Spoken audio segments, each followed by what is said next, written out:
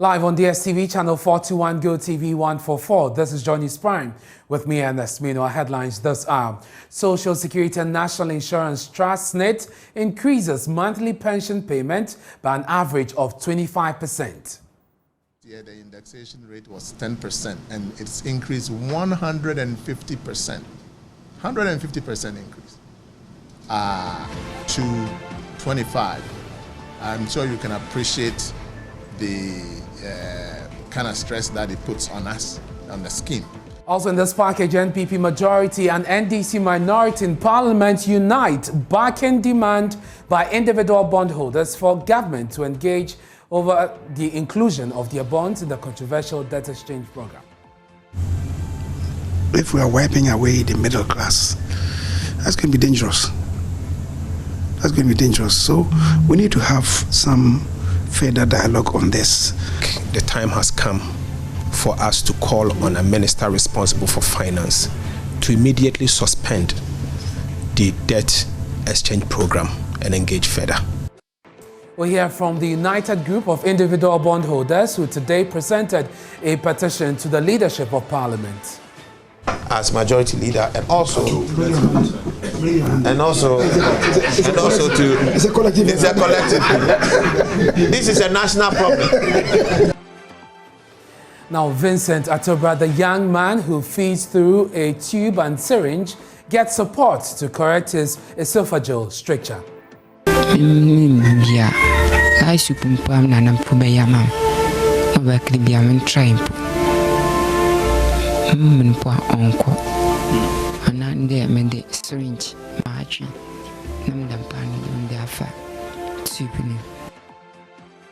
We'll tell you about the benevolence and later management and staff of the Multimedia Group Limited hold the annual prayer and thanksgiving service to usher in the new year.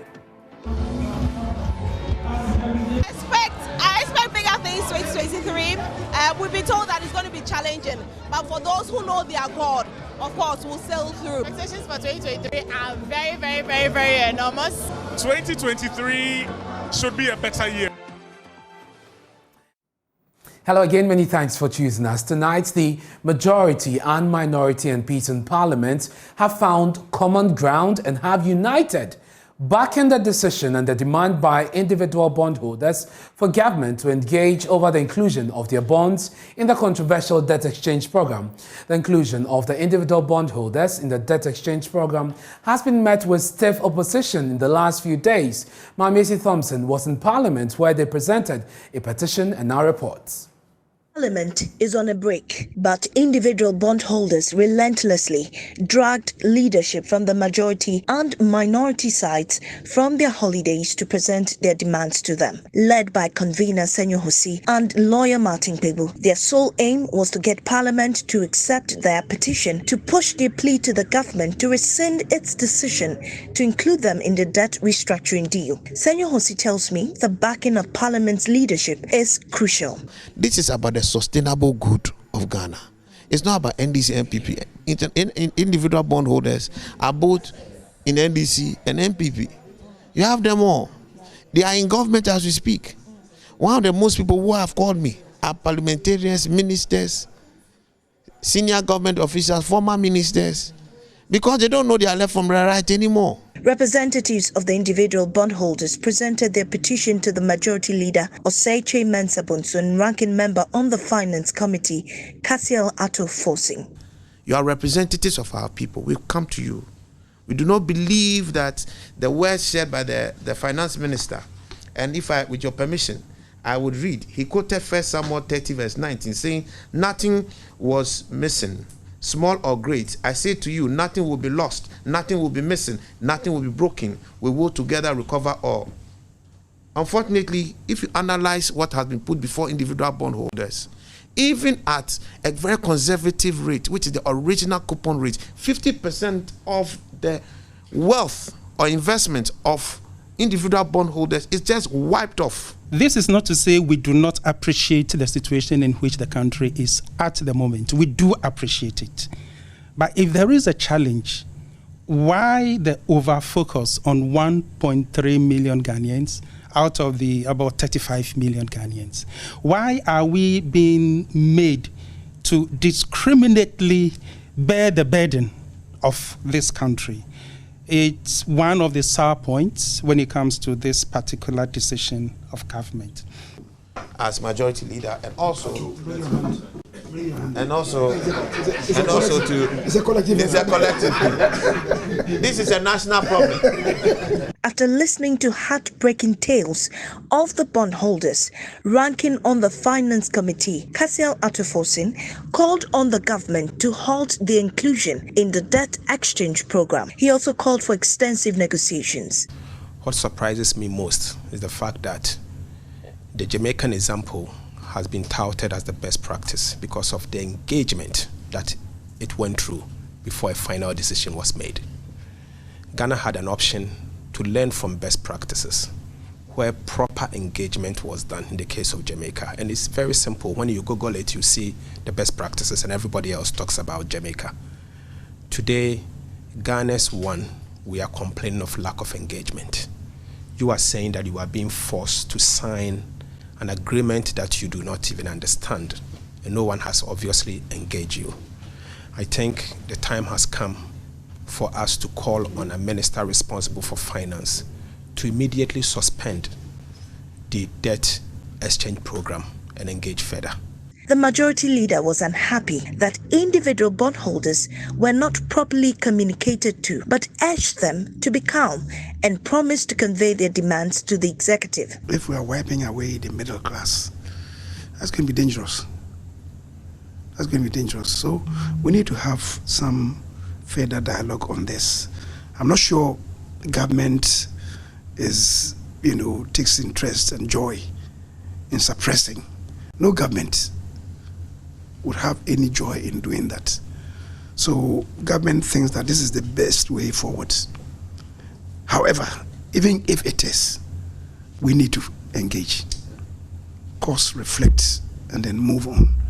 And then that will encourage people who have some doubts to better appreciate where we are, because some people are talking out of emotions, not really appreciating where we are. Well, the lawyer for the group, lawyer Martin Pebu, is optimistic that there'll be positive news for his clients. We hope there'll be positive news. Yes, because it's clear that we either have to save lives or die trying. There's no other option. We have to save these individual bondholders. For Joy News, Mamiesi from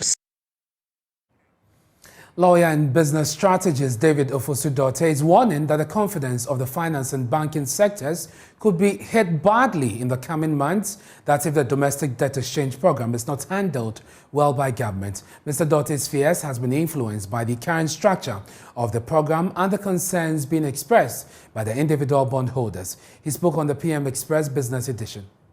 Financial sector, and to a large extent the insurance companies, of course, who are also financial sector. The regulator requires them, through prudential principles, to invest in safe securities and safe instruments. And for the first time, our instruments have not been safe or have proved not to be safe. So they are taking a hit. I chair the investment subsidiary of a bank, and we have quite a number of funds under management. And a significant percentage of our funds under management are sitting in bonds. By the nature of the regulation, that's what we do. Even if it's a balanced fund, a significant portion must sit in government instruments. So when that part goes, that really affects your business. And to that extent, I agree with you that if your business will generally depend on government, and I hope that it doesn't get worse than it has already gotten to, maybe you will return to that topic. But having said that, other than that, I assume a large number of other businesses depend more on other type of customers than customers who put money instruments with them.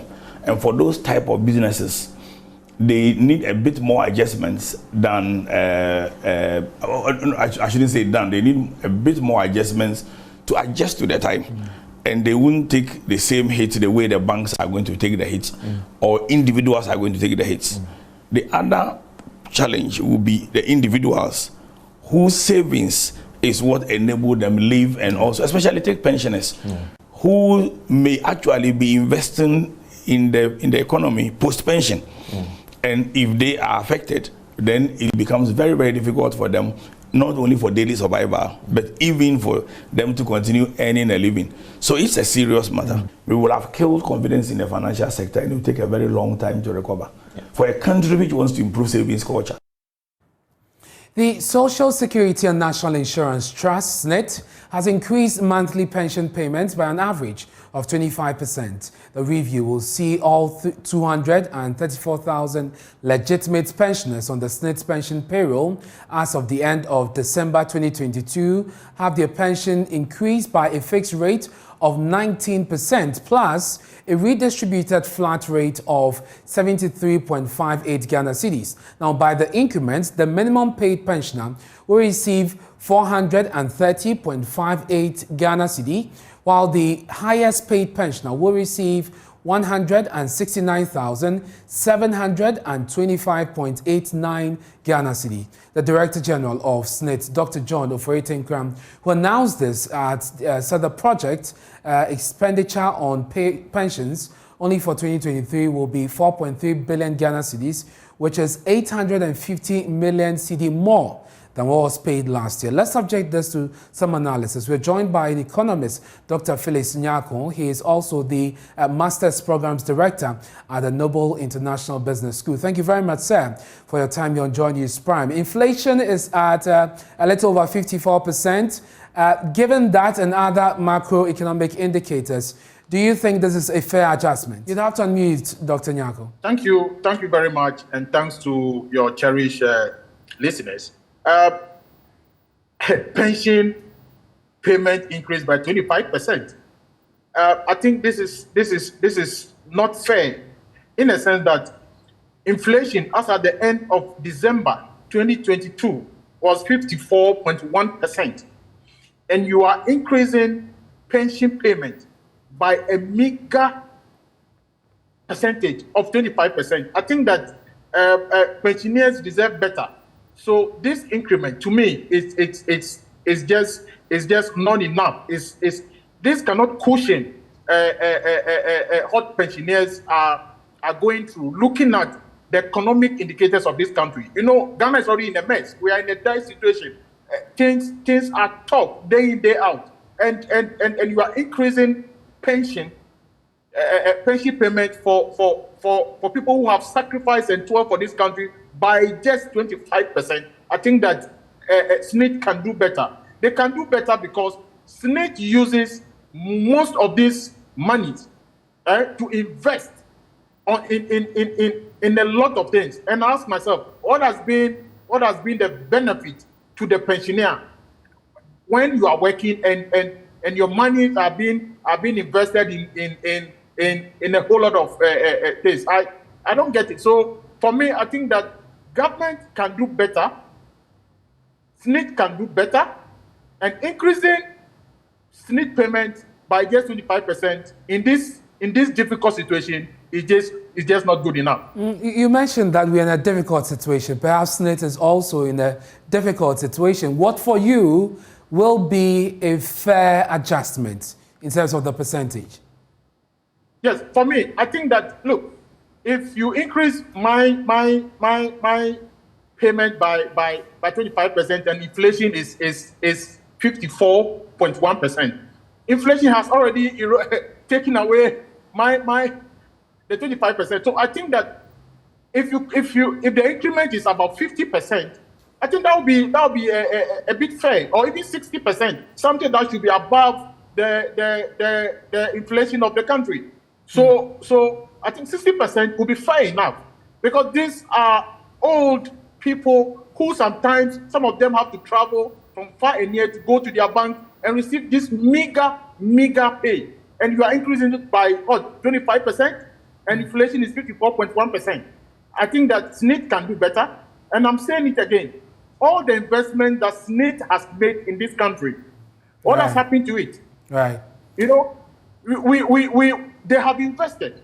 So we expect that pensioners must reap the full benefit of whatever investment that their money has gone into. Yeah. So I think that they can do better. Thank you. 60% will be a fair adjustment.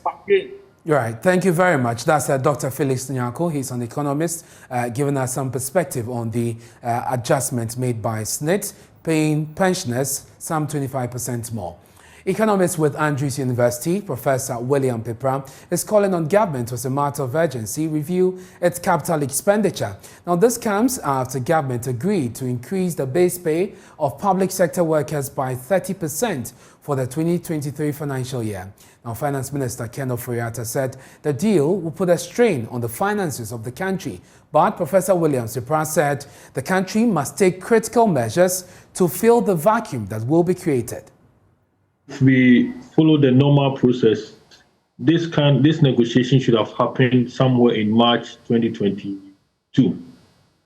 But then we delayed, and as at November, when government was presenting the budget, it was not concluded.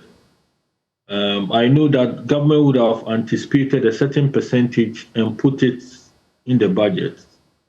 So at the time, government was proposing about 18%. So my guess would be that was what was factored into the budget. So there will be a difference of about, say, 26 or 28% that has been added on.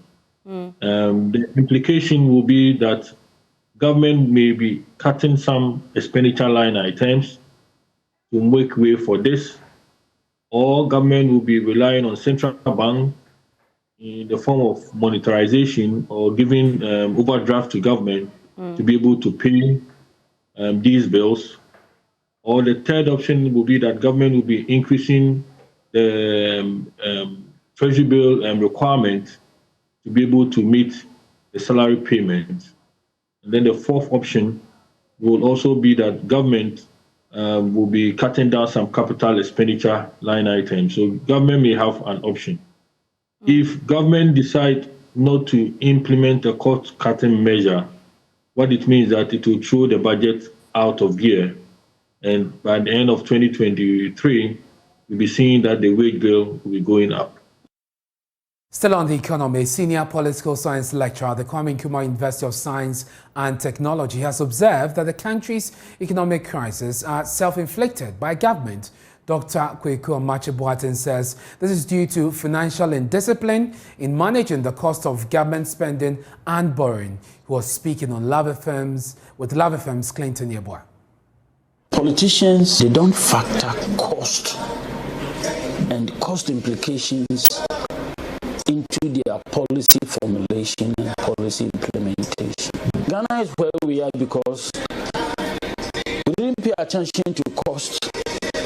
We didn't pay attention to balancing our books. So we're just using the country's positive image to take loans. We're not bothered so much about how much money we're taking and how we're using it. But that is why even at the tail end that everybody saw that the country was in a terrible mess and that Ghana should go to the IMF, the finance minister could stick his neck out and make those statements that he made, that Ghana is a proud nation. It has nothing to do with pride. You have messed your economy up. You are in a terrible financial situation. And when we say this, it is not the finance minister. Away from the economy, now President of the Psychiatric Association of Ghana, Dr. Ruth Oswentry, is calling on school authorities and parents of students who are dismissed to consider counseling. The students were seen in a viral video hurling insults at the president. However, President Akufo-Addo has directed the Ministry of Education and the Ghana Education Service to reverse the decision to sack the students. Although their rustication was short-lived, Dr. Ruth Oswentry fears the students are likely to suffer irreparable psychological damage. I am sure that by now they are very disrupted. They probably have regretted their actions. And I totally agree with the presidency saying that alternative disciplinary action should be taken. Well, if children or young people go wrong, we need to discipline them. That There is no two ways about it. We must register our displeasure at their actions and let them know what. But disciplinary actions should not deprive them of a good and a bright future. When we carry out disciplinary actions, the eventual aim is to make these people better than they were before. And so any disciplinary action that would end the person up in a worse state is not the right thing. It's not appropriate. Meanwhile, the PRO of the Ministry of Education, Kwesi Kwarteng, says the students are likely to return to school, but the GES has been directed to find an alternative punishment for the students. I mean, this morning, the president had to intervene. And for him, he believed that ultimately, even though he believes that when somebody commits an offense or commits a wrong or such misconduct, the person ought to be punished, he more or less aligns himself with the supreme interest at the end of the day, which happens to be the children's education. And so he feels that there have to be some level of mitigation. We need to reconsider the decision. And so consequently, the Minister for Education, Dr. Osei Duchum, has also directed that the Ghana Education Service, which made this decision, needs to review the decision that was made. So our expectation is that by close of the Ghana Education Service will review the decision and communicate same to the students affected or the students involved, let me put it in that context, and then also communicate same to the public. Let's turn our attention to road safety now. But just before that, if he is able to heal and start living a normal life again, it will be our pleasure. Those are the words of Prince Echampo, Senior Human Resource Manager of Cosmis, when he led his team to donate towards the surgery of Vincent Atobra, the young man who feeds through a tube and syringe. The young man from Ewusijo, a farming community in the Ahanta West Municipality, suffers from a condition called esophageal stricture. Now, viewer response has generated excess of what is needed for the surgery and will go a long way to get him back on his feet. First, watch this update by Samuel Kojo Brace. We'll watch that after Coms's presentation today.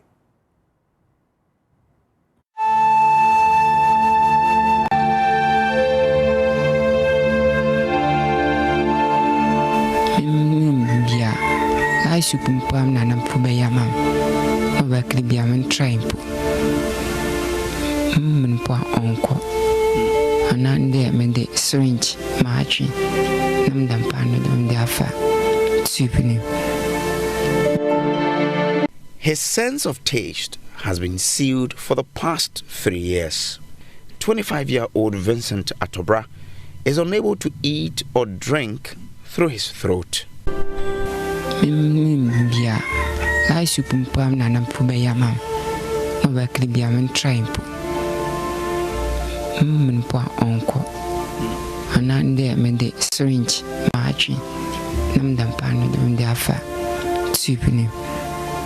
Mimicha ni tube na kasa mwade miunde mimia miyefuno habaso tube na noche sa mimi dina ndid bankuma onko bundu wejina which means that mayefu. When we shared a story, many of you contributed towards the surgery. Our Momo account received your kind donations from 1 to 1,000 Ghana cedis. Then one Mr. Bonsu contributed $3,000, the full amount for the surgery. On Friday, IT company Comsys paid a visit to Multimedia to present a check of $27,000 towards Vincent Atobra's treatment. Prince Achampon Akon is a senior human resource manager at Comsys. Drive was giving back to society. Yes, we felt the pain of the young man and decided to help. And so the decision was out of love and giving back to society. and to see joy once again in Nana Atobra Vincent. So that's basically the motivation behind this kind gesture. Our values support this gesture because one of our values is people focus. That is enhancing the potential and power of people. So as part of this value, we also felt that, if this boy stands up once again to live a normal life, we as a company will be happy, and it is in line with this value as well. So, receiving the check, Chief HR Officer for Multimedia Group Limited, Nana Mbro Elegba, thanked COMSIS for following up after watching the story of Vincent Atobra. For this, we say that may the blessings of God never ever depart from COMSIS. May the blessings of God continually rest and abide in COMSIS. COMSIS is a wholly owned Ghanaian company, just like the Multimedia Group. And we are partners in so many ways. So we thank you for that. When we put out this story, you have come to the aid of this little boy. May this token that you have sown in the life of this little boy be like a mustard seed and bring forth much fruit, not only for the company, but even the individuals. So we are grateful. We say thank you. God bless you. Payment have since been made at the Kolebu Teaching Hospital for Vincent's surgery. Your contribution is much appreciated, and we will continue to update you. You're watching Johnny's Prime with me, Ernest Kojo Manu. Still to come, management and staff of the Multimedia Group Limited hold the annual prayer and Thanksgiving service to usher in the new year. I expect bigger things 2023. We've been told that it's going to be challenging, but for those who know their God, of course, we'll sail through. Expectations for 2023 are very, very, very, very enormous. 2023 should be a better year.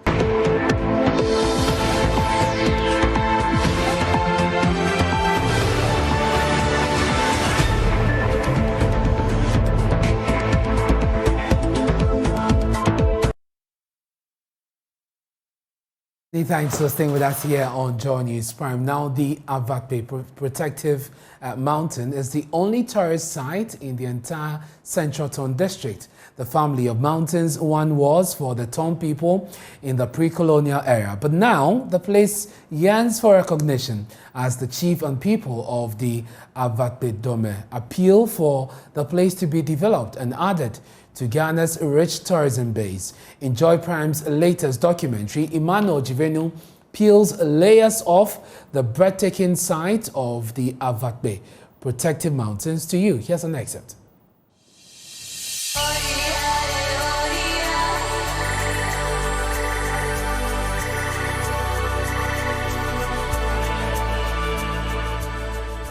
They are regarded as a family of mountains.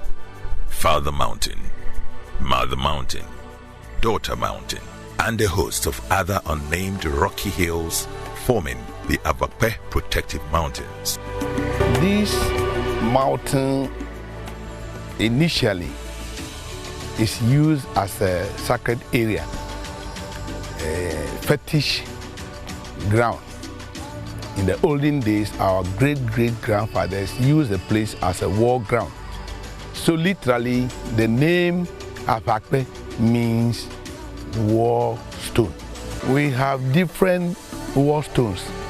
One is called Mama, so it's called Mama Avakpe. The husband is called Togbi Avakpe. The only daughter they have is called Vi, meaning first daughter. Then we have other small gods around. Avakpe Mountains carry many stories, and I'll peel layers of this beautiful story to you.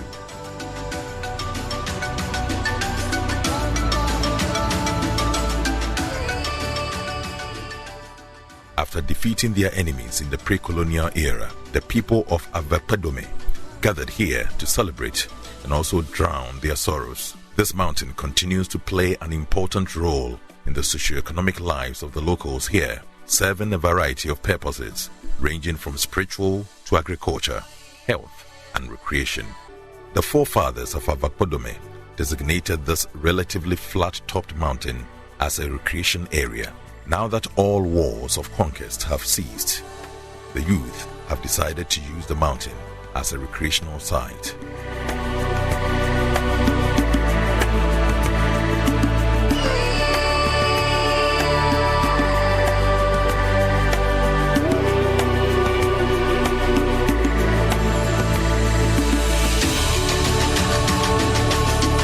The whole place is a fetish ground, but tradition is dynamic. As time goes on, our youth decided to use the place as an entertainment ground.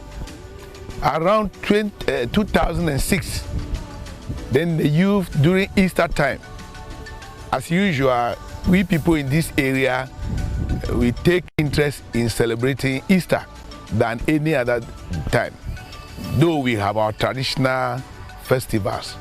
So around that time, every Easter Monday, you see the youth coming here, the drum, that is traditional drumming, dance, merrymaking goes on here.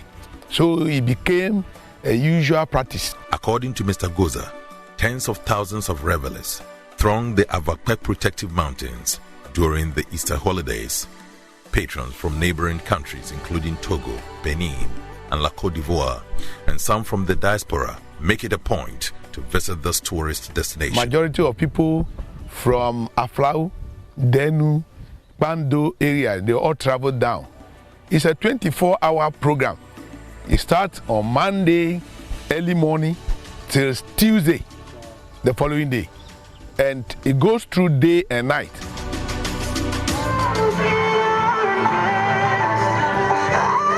The youth, being the organizers for now, they try to bring artists. Of late, we have a few artists visiting here.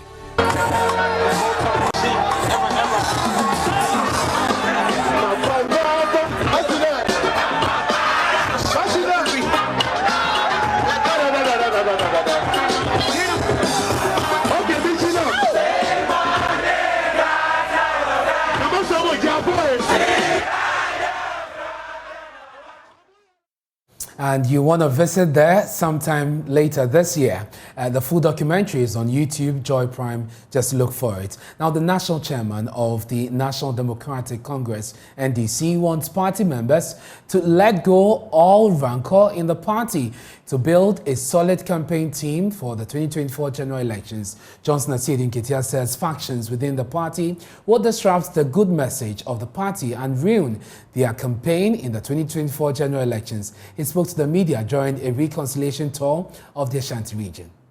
The NDC has started its reconciliation tour in the Ashanti region to iron out issues that can drill the party's agenda to regain political power in the 2024 general elections.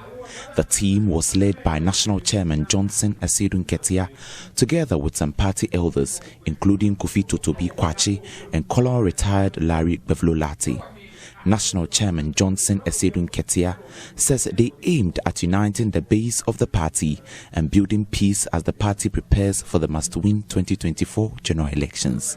We've sat through a series of meetings, and I'm happy to report that we have made significant progress towards the reconciliation of the party in Ashanti, at least at the level of region. The regional executives have resolved to work together. The regional executives on one side and the Council of Elders on the other side have also resolved to work together. The delegation engaged in a dialogue with the Ashanti regional executives, members of the Ashanti Caucus, Regional Council of Elders, and other identifiable groups within Ashanti NDC. Johnson Asiedu Nketia says he holds no grudges against any member, including the former chairman of the party, and wants party folks to do away with factions. I have indicated to them and to the rest of the party that if part of the decision is traceable to the contest that I was involved in. I don't hold any grudge against anybody within the party because I'm one of the people who designed the 1992 Constitution and opted for multi-party democracy. Multi-party democracy involves choice. So you commit no offense if you make a choice and your choice happen not to have won the day. So I want to thank you, and I want to communicate through your various media to our party rank and file that nobody should hold themselves as the group belonging to Nana Kwasi, a group belonging to Jabari, a group belonging to Asiedun Ketia, or a group belonging to Ofosu Ampofo. Those are things of the past. There is work ahead of us. Let us unite and make sure that we win and win convincingly. Oko Malik's report read to you. Management and staff of the Multimedia Group Limited held its annual Thanksgiving service today at the Victory Baptist Church International in Kokomlemle, Accra. The service commemorated the organization's acknowledgement of God's goodness in the lives of the organization. Esther Nkrumah was there and has more in the following report.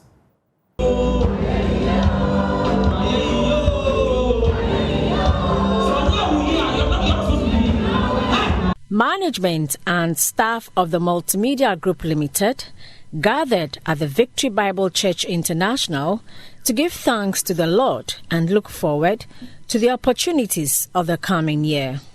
The team expressed their gratitude to God as they danced to the sweet melodies by the Multimedia Choir.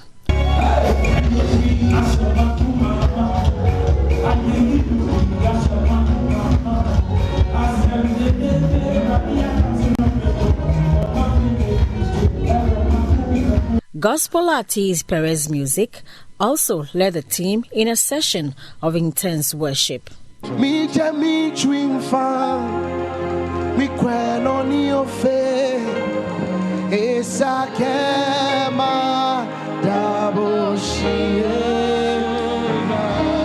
Resident pastor of the Victory Bible Church International, Bishop Emmanuel Akong, in his sermon, encouraged journalists to be circumspect in their reportage, especially as the country gears up for the 2024 general elections. According to him, the peace in the country must be preserved and the media should lead that campaign. So amidst the competition and the economic challenges that we find ourselves in and the issues that comes up in your line of duty, I believe that every one of you have a reason. If you are alive today, you have a reason to say thank you, God. Thank you to your superiors. Thank you even to your subordinates. Thank you to everyone who makes this group of companies or this establishment thrive and also touch our country in a special way. Then again, I must quickly state that this country is in a very challenging time. And moving towards 2024, we need media institutions who are mature, who are experienced, who have also gone through some thick and thin and come out as better. Balanced media houses like multimedia to guide this nation, inform this nation into the peace that we enjoy and even more. And I pray that we can trust you to guide our nation into that. Bishop Akong also prayed for the preservation of management and staff of the Multimedia Group Limited. So on that note, I raise my hand over your life. And by the graces I have found, I pronounce the blessing of God over this august group, this already thriving group, that you will go from leaps to bounds. Some staff shared their expectations for the year 2023. I I expect bigger things 2023. We've been told that it's going to be challenging, but for those who know their God, of course, will sail through. And I know my God, and I know I will sail through. I'll make more money. It's a year of making money. My expectations for 2023 are very, very, very, very enormous. But again, I am praying to God to see me through it. 2023 should be a better year. First of all, I'm praying for, of course, long life with good health for myself and for all my colleagues at MGL. And may we see expansion of our territories. Good health, long life is the most important thing. The Multimedia Group Limited will be forever grateful to the Lord for how far He has brought the organization. Esther Nkrumah's report read to you.